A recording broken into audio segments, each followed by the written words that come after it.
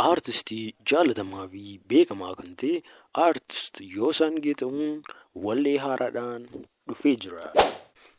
Ashamaan akkam jirtu dhaggeeffattootaa fi daawwattoonni chaanaalii keenyaa baga gara chaanaalii keenyaatti nagaan dhuftan siniin jecha har'a immoo odeeffannoo bareedaa fi hedduu kan namatti tollee akkasumas illee dhaga'uufillee kan namatti tolu isinii qabannee dhufnee jirra. Egaa daawwattoota keenya akkuma beekamu warroonni chaanaalii keenyaaf haaraa taatan chaanaalii keenya kana sabskiraayib gochuun akkasumas illee laayikii fi sheer gochuun immoo sooshaal miidiyaa qabdan hundasaa feesbuuk, teelegiraam akkasumas illee tiiktaak irratti illee sheer gochuun aartistii keenya jaalatamaa fi beekamaa aartist Yoosan Geetaahuu kana sirba isaa haaraa kana akka inni namoota hedduu bukkee illee qaqqabu yoo namoota hedduu bukkee qaqqabe aartistii keenya jaalatamaa sirbi isaa kun illee akka inni namoota hedduu dhaga'an illee kan godhudha jechuudha daawwattoota keenya.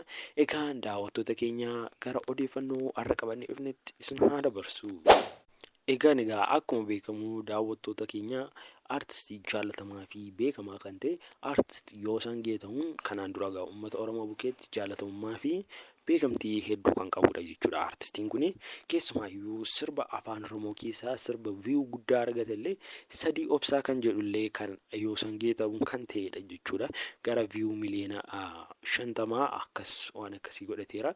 Ergasii booddee aartistiin keenyas baala gizeelleedhaanillee baala gizee jedhee sirba bareedaa tokkoon dhufee ture. Innis illee akkasuma uummata Oromoo bukkeetti jaalatamummaa fi beekamtii guddaa argateera jechuudha. Gara miliyoona 15 fi isaa olillee ilaalamuu danda'eera.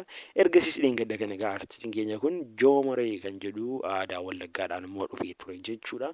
Innis akkuma beekamu sirbichis baay'ee viiyuullee argate ammaatti miliyoona 5 irra jira jechuudha 4 gidduutti.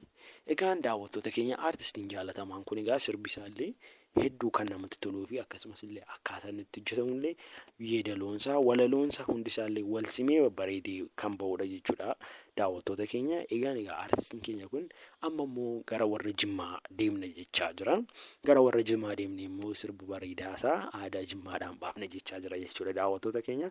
Akkuma dhageessaniitu sooshaal miidiyaa irraa kiliippii isaallee wanti hundumaayyuu dhageessaniitu jechuudha. Egaa aartistiin keenya kun sirba aadaa Jimmaadhaan ilma mootii kan jedhu bareedaasaa fi hedduu kan namatti tolullee qabatee dhufaa jira jechuudha daawwattoota keenya.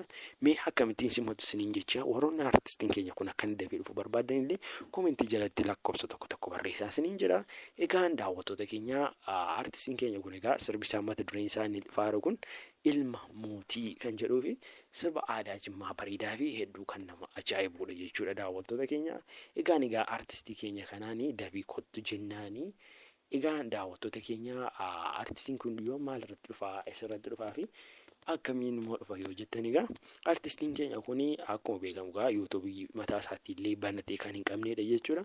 Kanaafuu aartistiin kun sirba isaa yuutuubii viisiyoonii yookaan Naahom Intarteementii irratti gadhiisa jechuudha. Sirba isaa haaraa dhufaaru kana yoom dhufa immoo kan jettanii aartistiin keenya kun ammaafillee akka xumuroora jira malee xumuree hin finne jechuudha. Kanaafuu yeroo dhiyoo gidduutti isiniif qabatee dhufa jechuudha.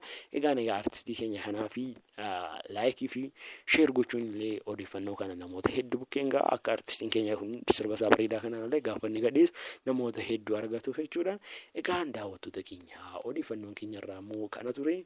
Amma xumura qophii keenyaatti waan daawwattaniif galatoomaa isiniin jecha warroonni chaanaalii keenyaaf haaraa taatan immoo dhuma deebi'een jedha sabskiraayib gochuun gara maatii keenyaatti dabalamaa isiniin jenna. Egaa daawwattoota keenya gama kiyyaan nagaatti.